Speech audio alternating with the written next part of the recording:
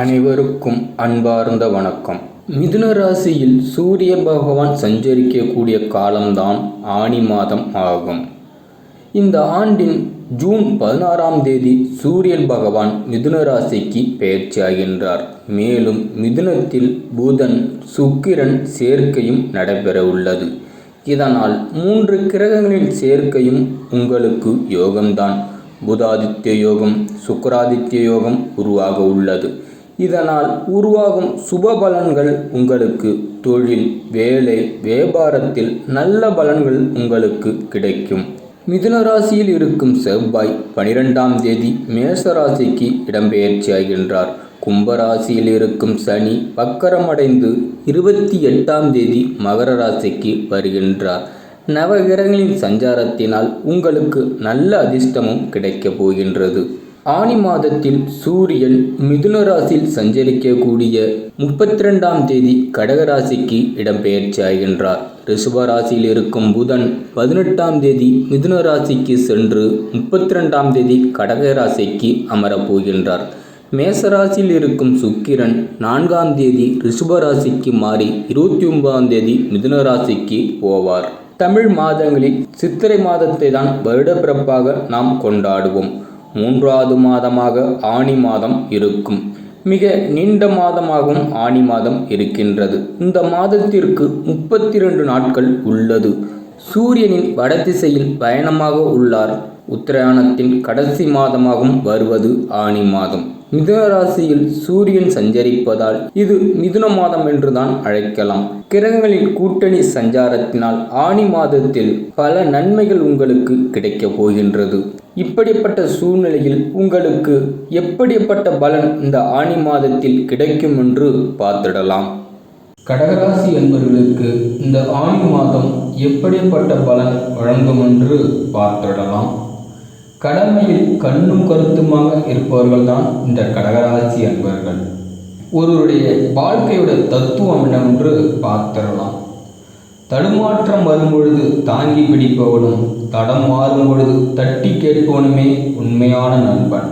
இந்த ஆனி மாதத்தில் கடகராசி என்பவர்களின் கிரக நிலையை ஆராய்ந்து பார்க்கும் பொழுது மாத தொடக்கத்தில் உங்கள் ராசிக்கு 12ஆம் இடமான விரயஸ்தானத்தில் சூரியனும் சுக்கிரனும் புதனும் ஆகிய 3 கிரகங்களும் இணைந்து சஞ்சரிக்கின்றனர்.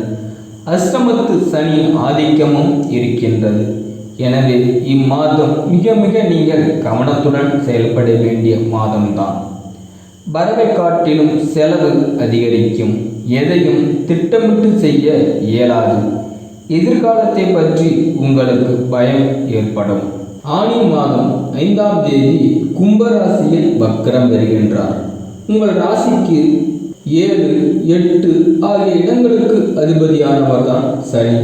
அவர் வக்ரம் வரும் இதே நேரத்தில் குடும்பத்தில் குழப்பங்கள் அதிகரிக்கும். கொள்கை பிடிப்போடு நீங்கள் செயல்பட முடியாது. கடுமையாக முயற்சித்தும் ஒரு சில காரியங்கள் கடைசி நேரத்தில் கைகூடாமல் போகும். அதே நேரத்தில் அஷ்டமாபதியாகவும் சனி பகவான் விளங்குவதால் அதற்குரிய வக்கர காலத்தில் தடைப்பட்டு வந்த சில காரியங்கள் மளமளவென நடந்து முடியும். சனியின் வழிபாடும் உங்களுக்கு சந்தோஷத்தை வரவழைக்கும்.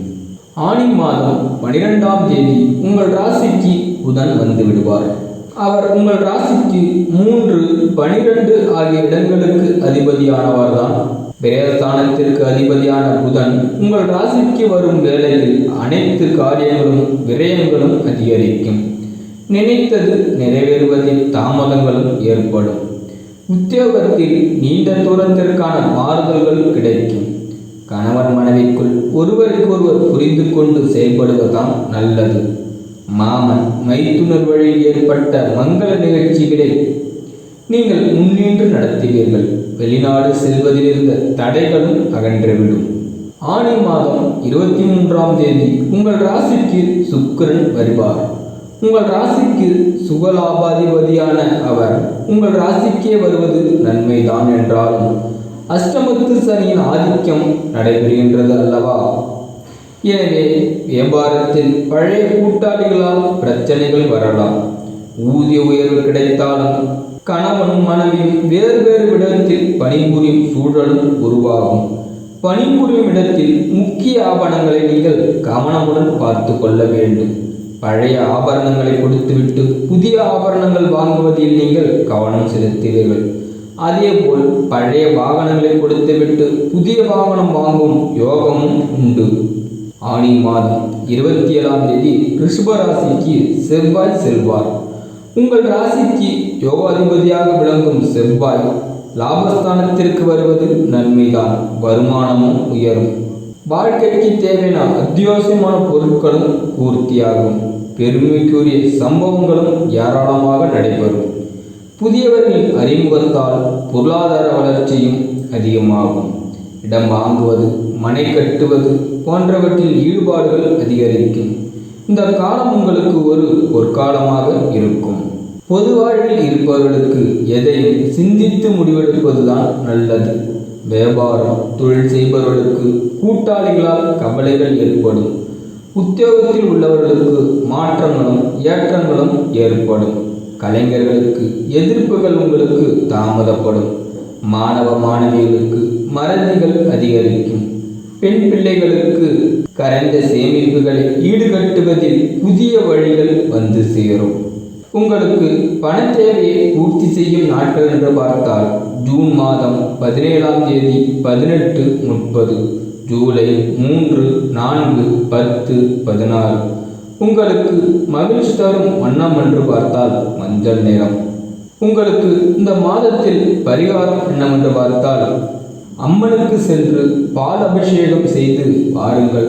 அங்கே உள்ள பிச்சைக்காரர்களுக்கு உங்களால் முடிந்த அன்னதானம் செய்து வாருங்கள். அதுவே உங்களுடைய இந்த மாதத்தின் குறைகளை தீர்த்து வைக்கும்.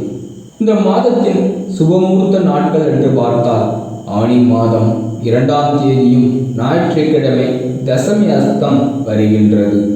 ஆனி மாதம் 3ஆம் தேதியும் திங்கட்கிழமையும் ஏகாதசி சித்திரை நாள் வருகின்றது. ஆனி மாதம் 19ஆம் தேதி புதன்கிழமையும் திரையோதசி ரோகிணி வருகின்றது. ஆனி மாதம் 23ஆம் தேதி ஞாயிற்றுக்கிழமையும் துவிய திதியை பூசம் வருகின்றது. ஆனி மாதம் 26ஆம் தேதி புதன்கிழமையும் பஞ்சமி மகம் வருகின்றது. ஆனி மாதம் 28ஆம் தேதி வெள்ளிக்கிழமை சஷ்டி உஸ்திரம் வருகின்றது.